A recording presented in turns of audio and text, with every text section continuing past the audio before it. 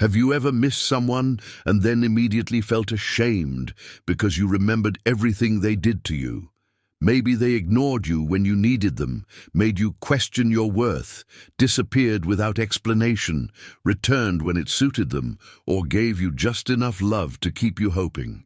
You know the relationship was painful. You know going back could hurt you again. Yet a song, a familiar place, or one quiet night can suddenly make your heart reach for them. Then you begin asking yourself, why do I still miss someone who treated me like that? But perhaps you are asking the wrong question. Maybe you do not miss the pain. Maybe you miss the moments when the pain briefly stopped. When someone repeatedly hurts you and then suddenly becomes loving again, the relief can feel more powerful than ordinary affection. Their apology feels deeper because it arrives after silence. Their attention feels precious because you had to wait for it. Their kindness feels unforgettable because you were afraid it might disappear. Slowly, your heart begins measuring love through contrast. You are not only attached to the person, you become attached to the emotional movement between losing them and getting them back. Calm love may feel quiet, but unstable love keeps your whole body alert. You wait for messages, study changes in their voice, replay conversations, and search for signs that everything is okay. Without realizing it, the relationship becomes a world your nervous system is constantly trying to solve. This is why leaving does not always create immediate peace. Sometimes it creates silence, and silence can feel uncomfortable after you have spent so long preparing for the next emotional change. You may call that discomfort love, but part of it may be your body withdrawing from intensity. There is also another reason you miss them. You are not only grieving the person they were, you are grieving the person you kept believing they would become. You saw moments of softness in them. You saw their potential. You imagined the conversation where they would finally understand how deeply they hurt you. You imagined them changing, choosing you fully, and becoming the safe person you needed. When the relationship ends, that imagined future dies too. Sometimes the future hurts more to lose than the relationship itself. You may not want the old reality back. You may want the ending you never received. You want the pain to make sense. You want them to return with enough awareness to prove that your patience, forgiveness, and suffering were not wasted. This is why an apology can feel so important even when you know you should move on. You are not always waiting for the person. Sometimes you are waiting for your experience to be acknowledged. You want them to say, "You were not asking for too much. I failed to value what you gave me." But when your healing depends on the person who wounded you finally understanding your pain, they remain connected to your freedom. Your mind keeps the door open because it believes closure may still walk through it. You may also miss who you were around them. Perhaps you were more hopeful then. Maybe you believed love could repair anything. Maybe you gave without measuring, trusted without fear, and imagined a life that felt meaningful because you were building it with someone. After they hurt you, you did not only lose trust in them, you may have lost trust in your own judgment. Now you look back and wonder how you missed the signs, why you stayed, or why you accepted so little. Missing them can sometimes be a hidden attempt to return to the version of yourself that existed before the truth became impossible to ignore. You are not only saying, "I want them back." A deeper part of you may be saying, "I want to feel innocent again. I want to return to the time before I knew how this would end." But healing does not require you to become that earlier version of yourself. It asks you to honor that person without becoming trapped inside their hope. The mind also remembers selectively when you are lonely. It does not always replay the nights you cried, the messages that went unanswered, or the moments you felt invisible. It shows you their smile, the private jokes, the long conversations, the way they once held your hand, or the rare moment when you felt completely understood. Painful memories often require energy to face, while comforting memories offer quick emotional relief. So when you feel empty, your mind may create a softer version of the relationship and invite you to visit it. This does not mean the good moments were fake. A person can make you feel loved and still be unable to love you safely. Both truths can exist together. They may have cared about you in the only way they knew how, and that way may still have caused real damage.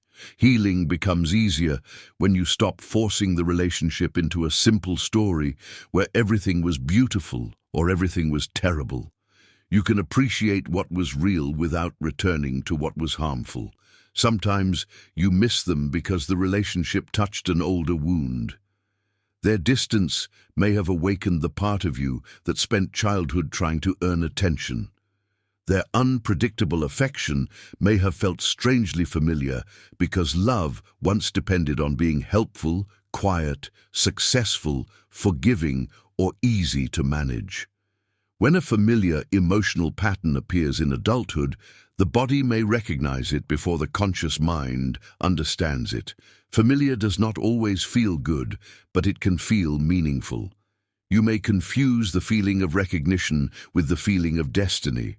You may believe, there must be something special between us because no one has ever affected me this deeply. But intensity is not always proof of spiritual connection.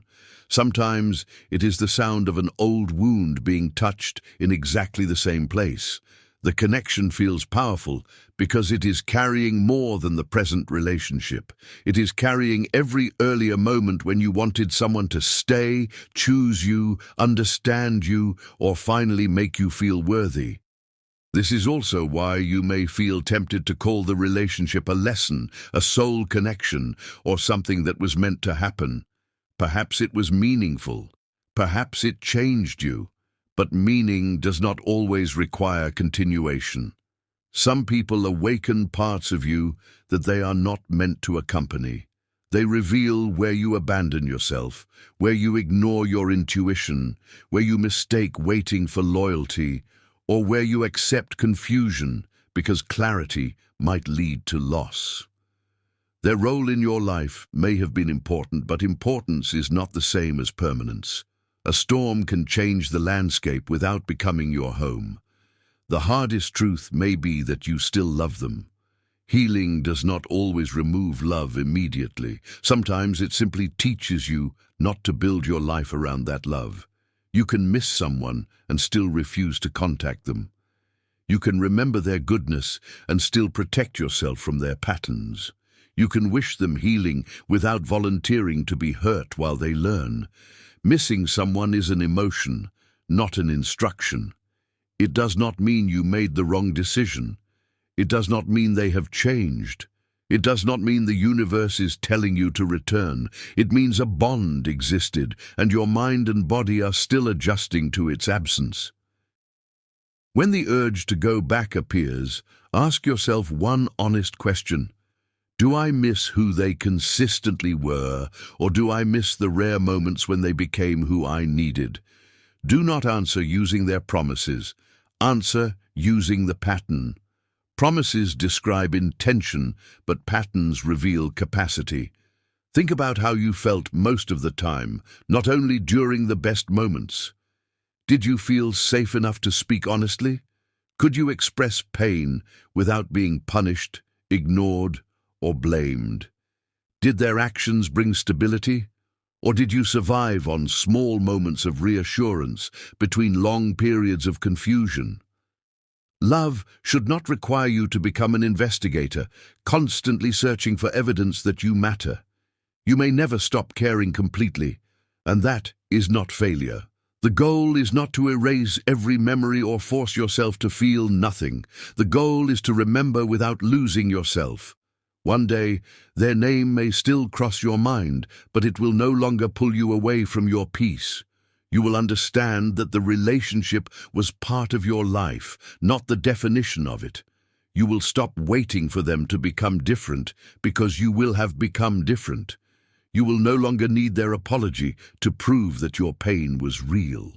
You will no longer need their return to prove that you were lovable. You will realize that you were always worthy, even during the moments when they were unable or unwilling to treat you that way. So when you miss someone who hurt you, do not attack yourself. Sit with the feeling and listen carefully. Perhaps your heart is not asking you to return. Perhaps it is asking you to grieve. Perhaps your body is not searching for that person. Perhaps it is searching for safety after becoming accustomed to uncertainty. Perhaps you need a new relationship with yourself, one where your feelings are believed, your boundaries are respected, and love no longer has to wound you before it feels valuable. You can miss them and still move forward. You can love them and still choose distance. You can remember what was beautiful without denying what was painful, and you can close the door without hating the person who once stood behind it. Sometimes the deepest form of closure is accepting that the person who hurt you may never become the person who helps you heal.